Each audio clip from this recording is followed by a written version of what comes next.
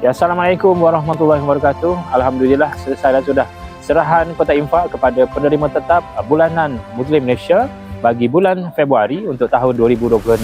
Dan alhamdulillah kita telah menyerahkan kepada penghulu-penghulu dan juga kepada penerima tetap bulanan Muslim Malaysia, dan diharapkan kotak infak yang diterima ini dapat memberikan manfaat dan juga meringankan sedikit beban yang ditanggung oleh penerima-penerima tetap bulanan Muslim Malaysia.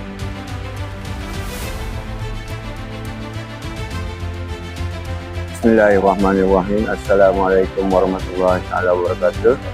Saya mewakili penduduk kawasan Kaputan Fitra Melaka dan penduduk sekitarnya mengucapkan ribuan terima kasih kepada Muslim Malaysia dan juga kepada penyumbang-penyumbang kepada Muslim Malaysia.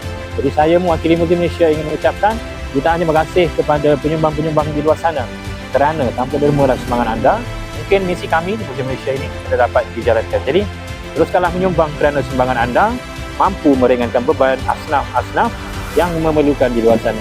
Janji Allah kepada hamba-Nya di dalam surah Ar-Rahman ayat ke-60, hal jazaa'ul ihsani illal ihsan. Tidak ada balasan kebaikan melainkan kebaikan juga.